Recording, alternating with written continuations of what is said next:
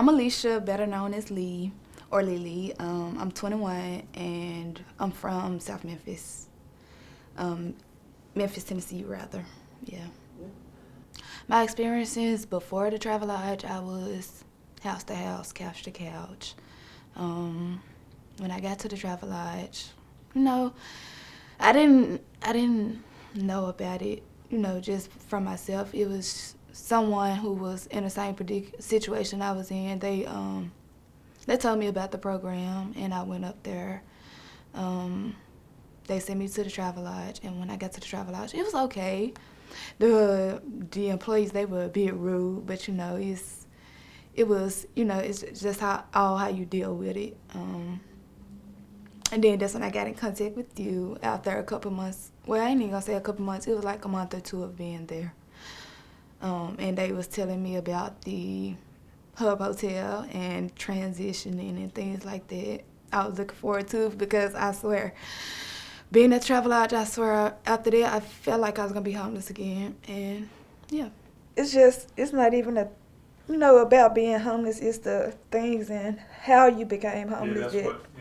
Yeah. Honestly, I'll say that I was staying with my mom. I had a girlfriend because I'm lesbian, and me and my girl, we had moved out, got our own place and things like that. And then it came to the point where my mom, she had a boyfriend, and he had moved in with her, and the boyfriend wasn't helping out on the bills and things like that, and she wasn't able to pay for it all herself. So she had asked, could she come stay with us? And I was like, yeah, that's cool and things like that. And then it was like a couple weeks she stayed with us, and then she had left and went back home, or left and went back with her boyfriend or whatnot. And me and my girl, we had got into a disagreement, and I had packed all my things and moved back to my mom's house. And my mom, she was happy that I had came back home, but it was like, at the same time, she was like, why did you leave, and why are you back here, and things like that. So I'll say, when I did move back, she was asking me to help her out on bills like that and things, which it was no problem, helping her out. But it was to the point where she wanted me to give her the money into her hand and not put it on the bills. But I knew my mom. I knew if I was to give her the money in her hand, she wouldn't put it on the bills and things like that. So I felt the need to put the money on the bills instead of giving it to her, and she didn't like that. So that's where it all started. Months went by. We was arguing like every other day, I'll say, and it was just a time that it was time to pay the bills, and this month she had wanted the money in her hand, I guess. And we had an argument. I was like, no, I'm not giving you the money in your hand. And she was like, well, you got to pack your shit and leave. And that's what I did. And I called around, asked a couple of family members, could I come stay with them? Things like that. But, no one was trying to let me come stay with them. So I called my grandma, and my grandma called my aunt, because my aunt is homeless. And my aunt helped me get into the hospitality hub. Was this happening this year, or was it like during COVID? It was like, I'll say, yeah, it was during COVID. I've been homeless about 2 years now. When I finally got into the hospitality hub, it was like at the end of last year. Like January?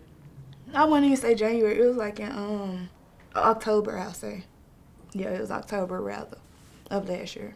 Did the COVID stuff make it worse? Yeah, it did. How did it make it? Honestly, I lost my job that I had. I was working at the country club, food preparations, things like that. Lost my job. My car started working on me. To where I was staying, it was in Fraser. I had no help out there. I wasn't talking to no family members. Shoot, my phone was off. It was just a lot I had going on, honestly. And during that time, could you maybe speak about some of the emotions around that predicament? The emotions around it, honestly, I was ready to risk it all, give it all up. Shoot, honestly, I had got in a car wreck before, while I was homeless as well. Got in a car wreck, car stopped working on me, things like that. I wasn't having any help, getting anything done. The people I was staying with, they didn't want me there. They was trying to find every reason for me to leave or find any reason for them to put me out and things like that.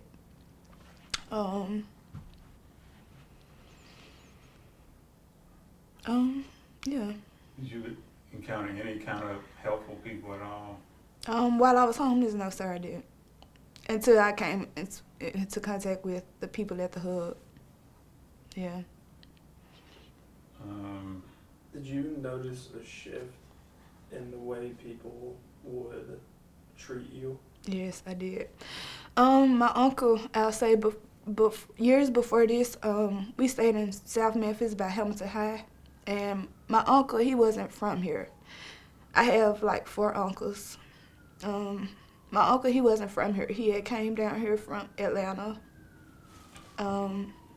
He came down here to stay with us. This was like 2016.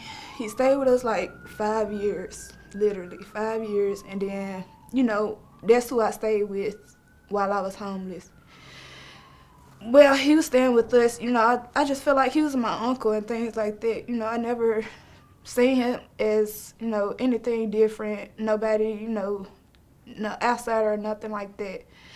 I just seen him as my uncle. He never tried anything with me or, made me feel any type of way or nothing like that until I moved in with him. When I moved in with him, he tried to sexual assault me. And it was just a lot, When I didn't want to do things with him, he tried to make it seem like I was stealing out of their house. And that I was being a nuisance to them. That's what I felt like. I was a burden. He tried to get his girlfriend to put me out because it was her house. And he used to try to tell her things like, oh, she's been telling this to our other family members. Oh, she's been trying to steal this, or oh, she's been doing that. She don't have a job, things like that. It was just to the point where I wanted to get out of the house, but I also knew I didn't have anywhere else to go. So I was like, I just have to deal with it at this point until I get myself together. And I tried to tell, like, my aunt, which is like his other sister, which is my mom's other sister as well. I tried to tell her, and she felt like I was lying about the situation, which she was my favorite auntie. I told her any and everything. And when it came down to this situation, she was like, oh, you're lying. Oh, I don't believe you, and things like that. And I was like, auntie, why would I lie about anything like that? He stayed with us all these years, and now he's trying to, do things like this to me. And I didn't know what else to think because the girlfriend, she was taking his side. Everyone was taking his side. So I really didn't know what to feel and, how to go about it. I just turned 21 a couple months ago. Finna be 22. I feel like, people make mistakes and, people go through things, honestly. And it's like, some people don't know how to deal with it. So, they find ways to cope and go around it, but it be hard, honestly. When I came out, no one knew I was, gay or whatnot, but my best friend. And when I finally came out, it was like my mom, she really didn't say much, but then once we got into arguments and things like that, she'll be like, oh, you gay bitch, or your gay ass, or things like that. And, it'll hurt my feelings, but, it'd be like, I still look at you as my mom because you do the things you do, and I don't judge you for it, but here you are judging me for how I feel and the way I've been all my life. But, it's like I find it's hard for me to figure out the right words to before the boyfriend, my mom, she was with my sister's dad, and he was very aggressive. I've never liked him. He's been in my life since my dad died when I was 6 years old, and he's been in my life since I was 7. So it was like he looked at me as a daughter, but then it was like I didn't look him. I tried looking at him as a father, but he wasn't the father figure to me that I feel like he needed to be. So I wasn't the type to call him dad or things like that. He used to want me to call him dad and things like that, but it was just like he didn't treat me like the daughter, so I didn't feel the need to call him dad and things like that. So around when I was going to middle school, it was like he tried to get more aggressive with me. Like me and my mom, we had a good bond, but it was like he tried to get in the middle of that. Say for instance, I used to in middle school, well in elementary and middle, I was a cheerleader and a majorette. In middle school, I got to middle school, I ran track and I was a cheerleader. He didn't want my mom, to come to my track meets, things like that. He didn't want her to come to my cheerleading meets. He didn't want her seeing me do good, honestly. And I felt like, he was taken away from me because I always wanted her to be there. Even though even if she didn't want to be there, I always wanted her to be there, and she could have been, but it was like he was making her not be there for me. I feel like, and as I got older, I see that he was the reason that she wouldn't be there for me. When I got older, when I got to high school, rather, we had an altercation where I found a phone, and when I got home, he seen that I found a phone or whatnot, and he took it from me. He seen that I was on the couch playing a game on it, and he snatched it out of my hand, took it from me, threw it on the floor, and just stomped on it. Literally, just jumped up and down on it to the point where the phone was not usable no more. So I got mad, went in my room, things like that. He came in there bothering me, trying to, get me amped up, which it made me get amped up. I'm not gonna lie. It made me get amped up, and I wanted to fight. And it was to the point where, he was arguing with me and I was arguing with him. And he was like, bitch, I'm not your daddy. And I'll show you that I treat you how you're supposed to be treated, I'll say. That's what he said. And at that moment, I got mad. And I was like, I stood up on my bed and I was like, you not my dad. Well, treat me how you want to treat me. And I stood up on my bed, and he walked over to me, and he yanked me up off the bed to where he literally had my shirt, and I was in the air. I'm sorry. It's funny, but it's not at the same time. It's traumatizing. But yeah, he had me up air about my shirt. And, I'm not gonna lie. Me and him had fought a couple times before, but this time it was just like I was sick of it. So I had hit him, and he threw me across the room. So when I finally got up or whatnot, I was trying to find my belongings so I could get ready, because my best friend, she had stayed down the street from me, and her family, they treated me like I was family. So whenever I needed anything or like someone to talk to, that's where I would go for, like, a safe place, honestly. And I tried to get out the house to go down there to the safe place, but it was like he didn't want me to leave the house. So our house, we had like a 4-bedroom.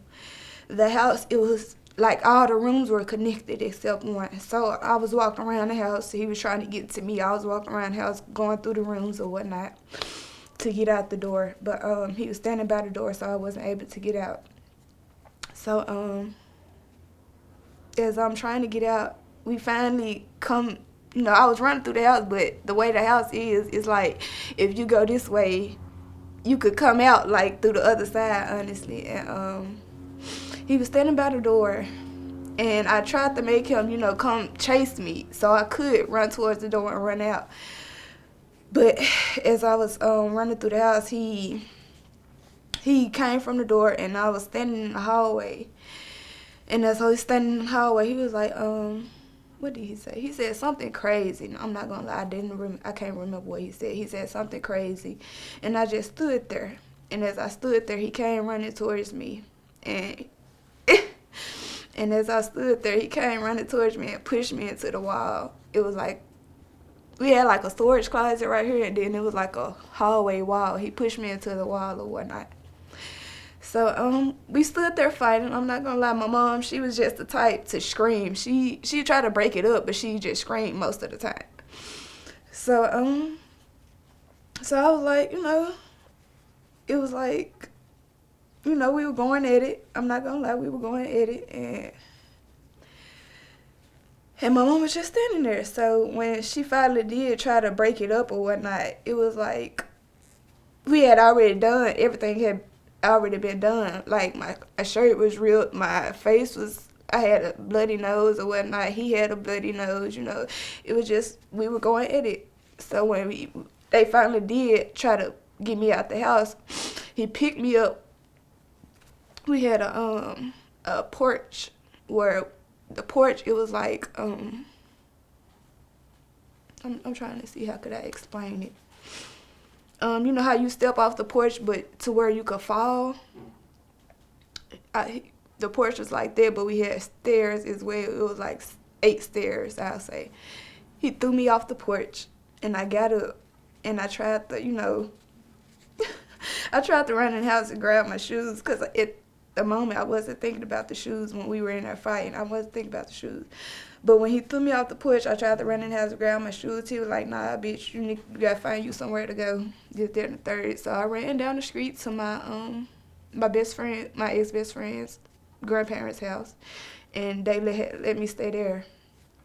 And when I was finally sitting there talking to them, letting them know what had just happened or whatnot, they were like, we see the police down there. They had called the police on me and said that I was, tried to run away or whatnot. But the police, they had came down there to talk to me and everything like that. I had to stay down there at my ex-best friend grandparents' house for like a couple days. It was just like, that's where it started, honestly. That's where my mom, I'm not gonna say she's scary, but it's like she don't take what's it called? Accountability, yes. She don't take accountability of the things that she let happen. So it's like she feel like the things that was happening in the house was all my fault. Even though it's like, y'all did what y'all was doing to me as well. I have feelings, even though y'all do too. It's just like you have to treat others how you want to be treated.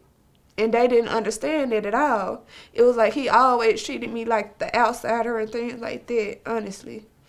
I did see them, but they never really physically fought.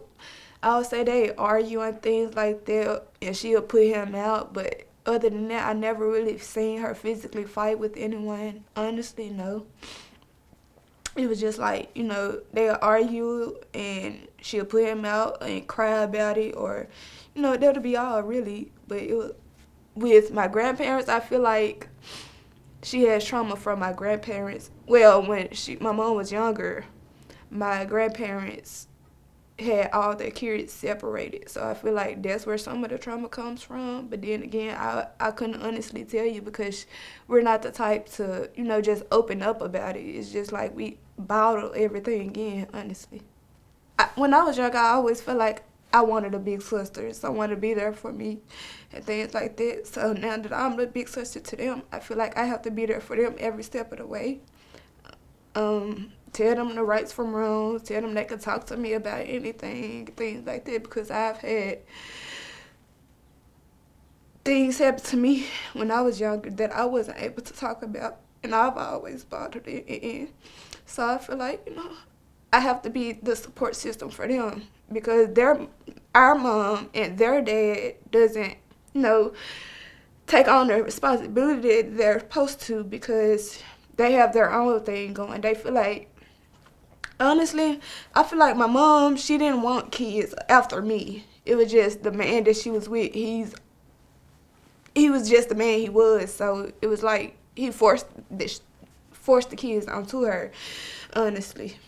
When I first became homeless, it was in what?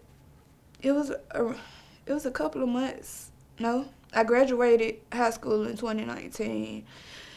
We moved into our house 2019 as well. She met her boyfriend 2019. He moved in with us a couple months after we had moved into the house. He got her onto drugs, and it took a hold onto her. And when I found out, it, hurt my heart because I felt like, my sister's dad, he was on drugs as well. But when my mom was with him, she never tried drugs.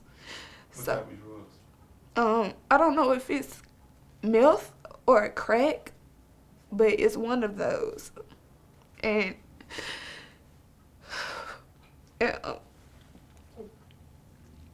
my sister's dad, he used to do one of those as well, and she was with him my whole life, honestly. And I had never seen her do a drug.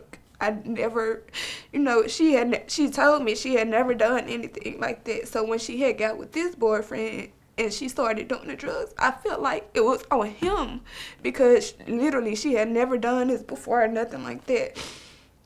And when he came around, it was just like he was taking advantage of her. He was, driving a car, he had put her on the drugs, he wasn't helping her pay the bills and things like that. It was just like I felt like he was taking advantage of her.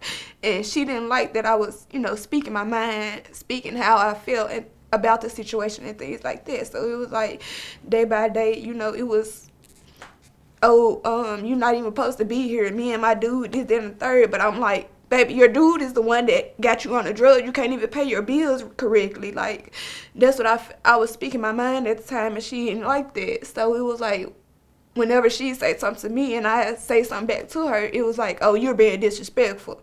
When, baby, I'm grown, just like you are, you have to treat me how you would want to be treated. So it was like, she wasn't understanding how I felt in the situation because, honestly, it was like, Mom, you've never done this before. Like, this man got you to be a whole different person. Like, the person I've never seen before. And when she was on the drugs, it was like, I didn't know who she was, honestly. My mom, she stopped taking my sister to school. She stopped, putting food in the house. She stopped, just doing everything for us. It was like, I had to take on the role of being a mother, being a sister, and then being a daughter. So it was like hard for me. I was taking on everything, which I didn't, at the time, I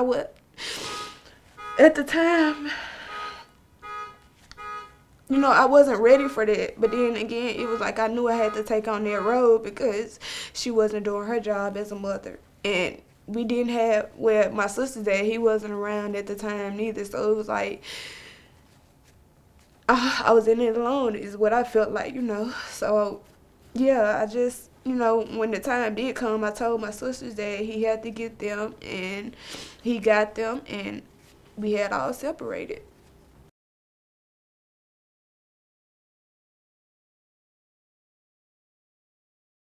The first person I lived with when I became homeless was my aunt. This was before she became homeless. She bought a house, but in the midst of her buying the house, she had got scammed. Someone had posted the house, but it really wasn't their house. So in the midst of her staying there, she had to move out while she was paying rent and things like that because the house wasn't the person's who sold it to her. So that's how I became homeless again. And then from there, I had to live with,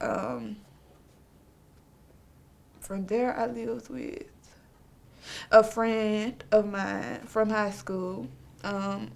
She was just, I'll say a friend of mine from middle school. She was, someone I always kept in touch with. And then from there, I moved with my uncle and his girlfriend. Stayed there a couple months. I moved there, and my car stopped working on me, and they felt like, I wasn't doing anything with my life, even though I had a job. I showed them I had a job before my car stopped working on me and things like that. after I stayed with them, I moved with my auntie on my mom's side, and she has kids, so it was like um she has like what 6 kids, so it was like when I moved in. No, what happened was when I was staying with my uncle. Before I moved in with him, I had got in a wreck. And then when I moved in with him, everything was fine. That's when my car had stopped working or whatnot. When I moved in with him, my car wasn't working or whatnot. So I had found my taxes, and I was waiting on my taxes to come, but they didn't come until like 4 months afterwards. So I had to wait on that. As I was staying there, I was staying all the way in Fraser, Raleigh. So it wasn't many jobs out there to go to. So it was like I had to make a living just doing what I did, asking people here and there, probably walking here and there to try to see if I can get a job, things like that. But, I didn't have any successfulness. So I kept trying. And then after that, when I finally did get my taxes back, I got my car fixed. Got me a job. And I got into a wreck. Someone ran the light and they hit me head on, totaled the front of my whole car, so I had to buy me a whole new car, which is the one that's outside. But as I was but while we had wrecked or whatnot, I had my cousin in the car with me because she was out at a friend's house in Fraser as well, and I had picked her up, and we was headed to her mom's house, which is in Whitehaven. And on the way to her house in Whitehaven, we had got into a wreck, and her mom had to come pick us up or whatnot.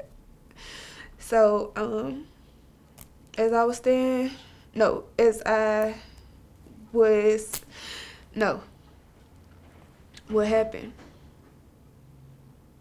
is when I got my car fixed from staying with, when I got my taxes back or whatnot, I had packed all my things into my car and I was living in my car.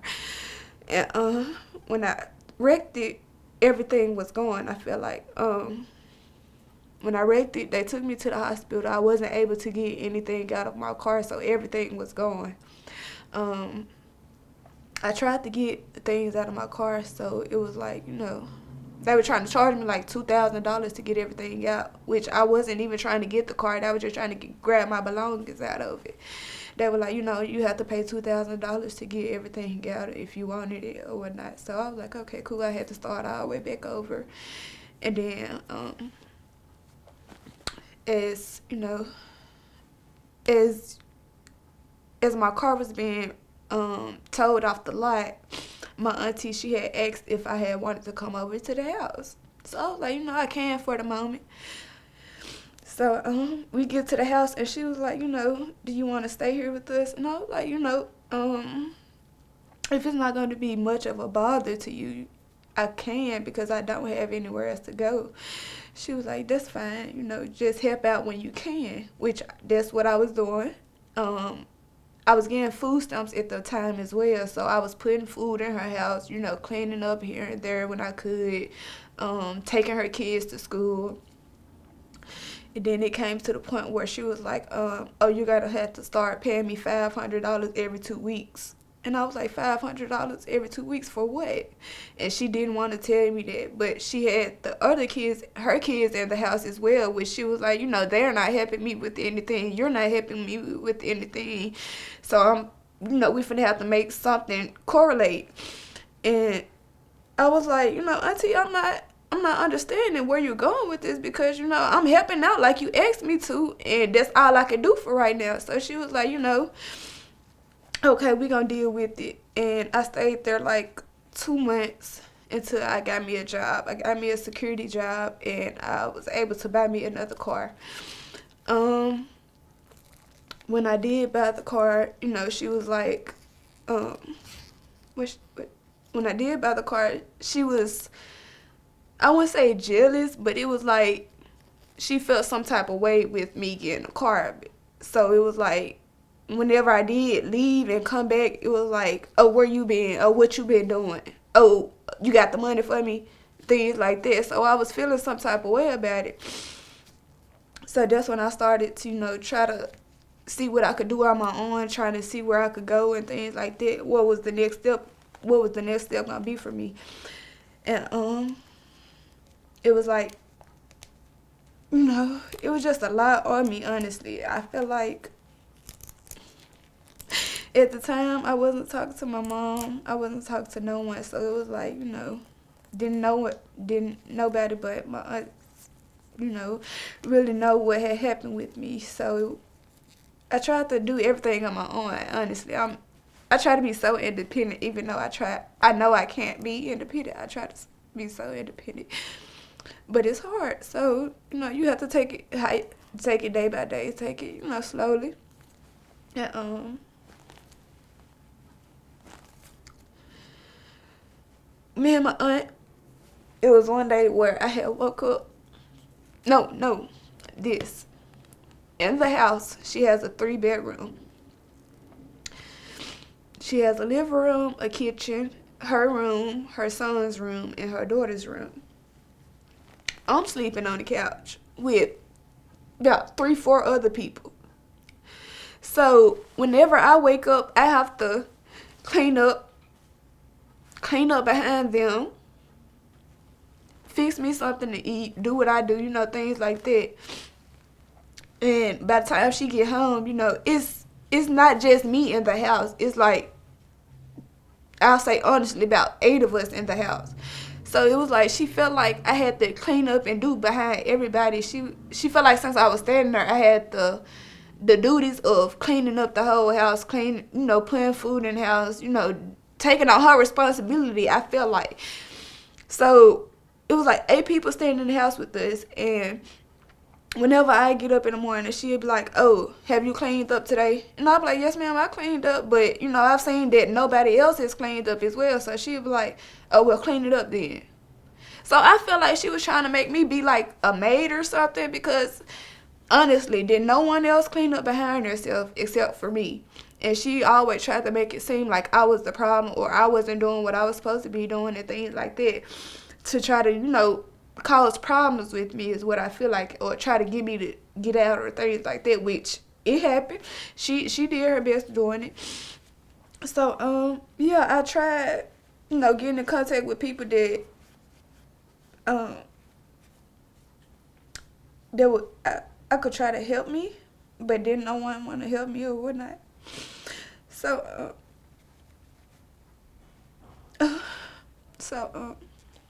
something finally told me to contact. I have this auntie. She was in my life when I was little, but as I got older, it was like my mom and my sister's dad, they always tried to make me, take on the role of taking care of my sisters. So I wasn't able to do anything. I wasn't able to live the life of a child. I always had to take care of my sister. Anything I did, take your sisters with you, or help your sisters, or do it with your sisters, or things like that. If I wanted to go out to the playground, I had to take my sisters. If I wanted to go swimming, I had to take my sisters. If I wanted to ride my bike, I had to take my sisters, literally. So it was like I had to take on their road. And this auntie, my auntie Keisha, she isn't really my auntie. She's my dad's. Well, she's my sister's dad. My sister's dad cousin, which I just call her my auntie Keisha because she's part of my my dad's family as well. She's some kin of my dad's family as well. So something just told me, try to call Auntie Keisha, because she was always the type to, tell me, if you need anything, let me know, or come to me and things like that. And I feel like she genuinely meant it. So something just told me to call her one day, and she was like, when my auntie had put me out when I was staying in White Haven, she had I called her crying, and she was like, baby, just come on. And that's where I had stayed with her for like a month. Got me another job. She was trying to help me get back on my feet and things like that. But it was like, she had her own daughters and boyfriend and stuff as well that she had to, take care of. So I felt like, any place that isn't mine or someone that's, really kin to me, I feel like I'm a burden to them because, I'm not supposed to be here and you really don't want me here. So it was like, I felt like I was a burden there. And anytime I do anything or, you know, anything like that, I just felt like a burden and I wasn't meant to be there. So, I stayed there for like a month. She tried to help me get back on my feet and things like that. And then that's when her and her boyfriend had got into an argument because he was being creepy as well. And, I was just like, Auntie, I'ma leave because I don't want to make your house feel like it's me, which I'm not trying to, make it feel like that because I know you're giving me the advantage to stay here and I don't want to, break apart a happy home. So I was like, Auntie, I'll just leave and things like that. So I was staying in my car a couple of months before I finally did go to the hospitality hub where they helped me get into the Travelodge, which I tried to help my mom get in as well, but she didn't want to take the proper steps to, help her and my sisters get their housing. So I was like, I can't keep helping you then.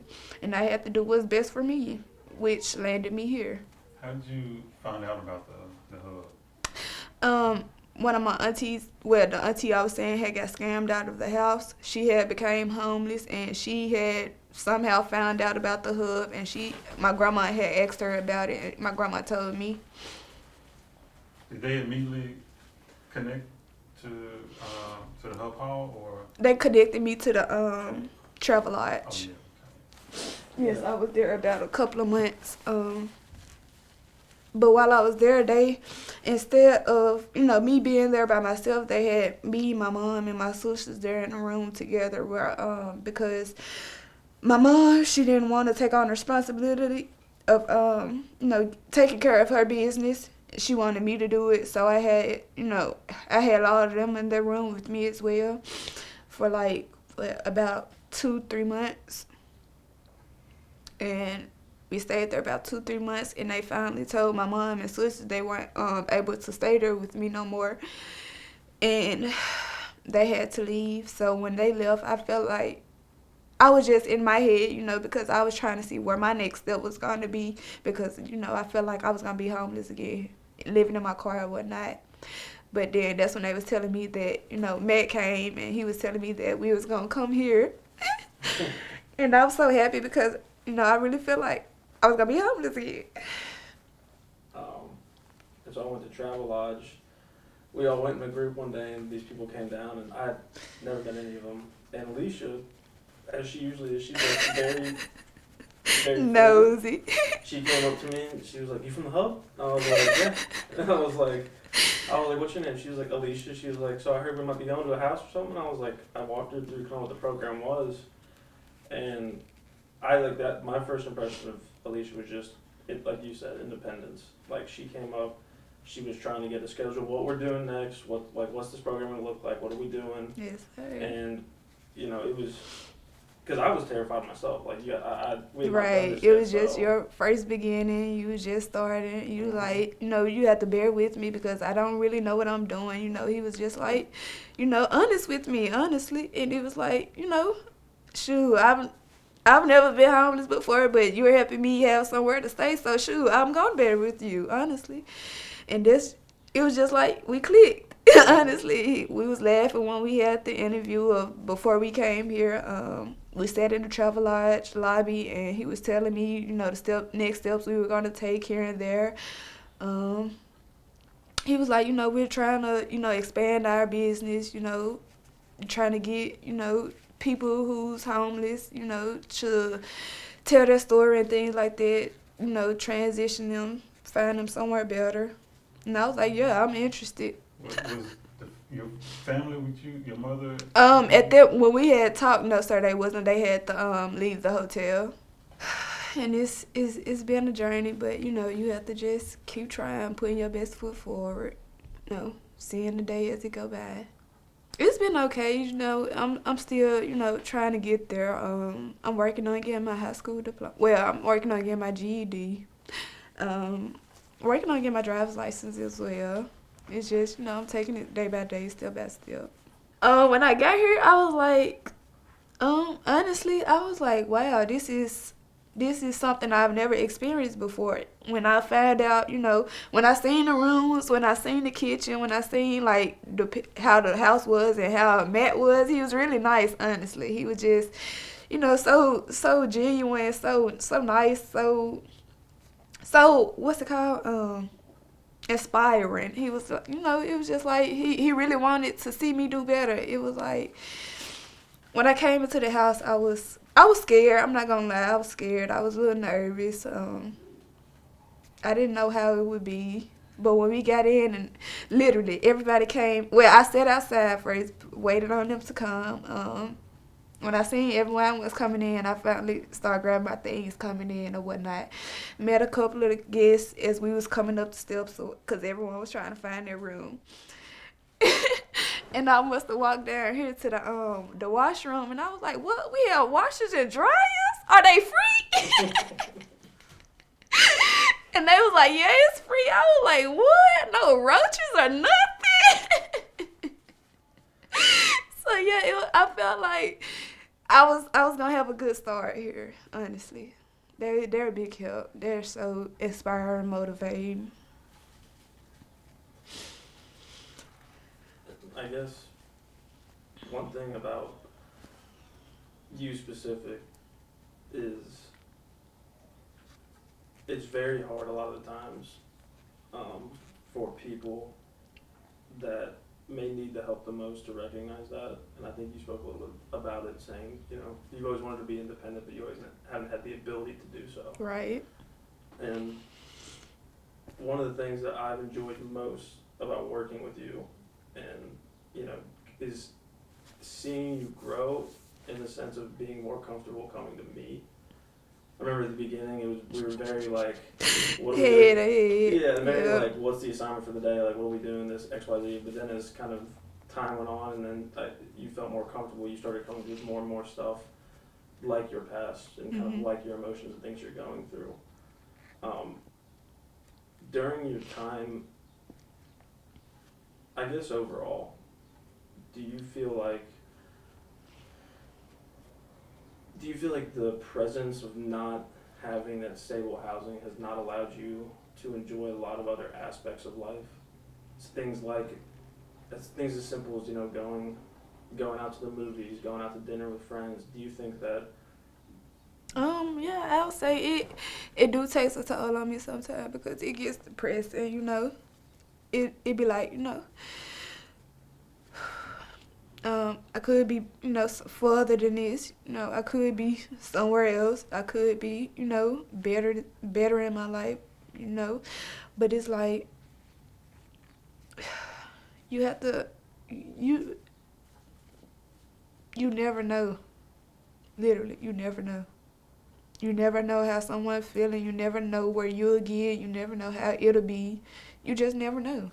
Honestly, that's what I feel. Yeah, I mean, that's a big thing to talk about is you need to focus on what's best for you. Right. And I think that you got such passion and you have such a motivation with your sisters that you can be hard on yourself sometimes. And I think we talked about that, because even though in your eyes some things that we've done may look like small wins or small steps, to me it's like, holy shit, like we just did that. We're accomplishing it though. Right. And we keep moving forward. And I try to look at it like that as well, but when you're so in yourself, you feel like you have to get more done. Or when you're doing it by yourself or trying to, get it done, you feel like you have to get more done than what you're doing, honestly. But it's like you have to take it step by step. You can't move yourself too fast. You have to go on your own pace. Absolutely. And kind of on the subject of like the emotions and everything, kind of focus on something a bit more uplifting. What are some things that specifically, like, what brings you happiness? Like, what are things you enjoy? What are aspects of life you look forward to? I would say when I do get, stable housing, I say I want to travel, see the world, see what's more to life.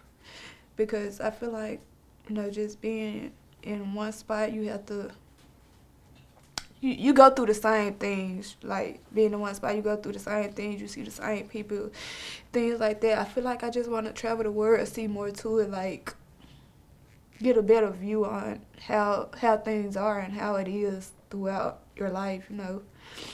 It's just me being here. It I ain't gonna say that me being here, but being in Memphis, it brings memories that I don't want, and things like that. It's just like, I feel like as well, if my dad was here, I wouldn't be going through nothing like this or anything, because he would be the father figure and he would step up and do the job as he was doing before he had died. So what motivates or what gives you hope for the future? For the future Alicia that's going to be traveling the For the world? future, Alicia, I would say accomplishing what I have in plan now, and just getting the things that I have set as a goal done. I want to get all of that done, but first, before I just picture the future. Honestly, I just want to Take it step by step. yes, Just something we worked on, so I'm glad to hear you say that. take it step by step, because I try to move too fast, and I don't like the destination where I get to, so I have to move in my own pace, go slow. And so, with a lot of what we talked about today has kind of been your personal journey and your experiences as you've gone through this.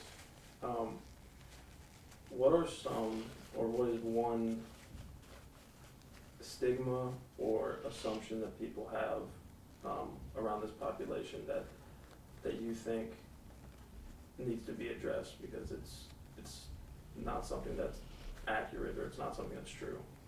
About me or just Everyone in general. That you have to hide your that you have to hide being yourself around others, because I've seen that a lot. Everybody try to act different in front of other people when it comes about, but I feel like you being yourself is just it's just another step that you have to take, because if people don't accept you for who you are, then they don't accept you. But if you being yourself, they'll see you for you and not somebody you're faking to be. I feel like, yeah, because I don't like that. Like, people try to act a way around different people, and then when you get by yourself with others, or when you get just y'all together, they try to act like themselves. No, you should act like that all the time. That's a stigma. I say everyone should have. Be yourself. Definitely, it's something that it's a lesson that a lot of people need to learn. I know one thing I know for sure about you is that you are not afraid to be yourself. I'm not. No, you're not. I'm not at all. It's inspiring to see, because I think that's something that a lot of people, no matter who you are, where you come from, a lot of people struggle with that issue. Right. And I'm not gonna lie. I've tried to. I've seen that. Some of the guests here, try to act like other people but when they're around me, they try to act like themselves. I feel like act like yourself, because if they don't like you as you, then they don't like you at all. Like, you trying to be somebody you're not, and that's gonna make them not even like you more. Absolutely. Honestly. And I've seen that a lot around here. So yeah. So, what's a message that you would want to give to someone that's in a similar situation to where you were at?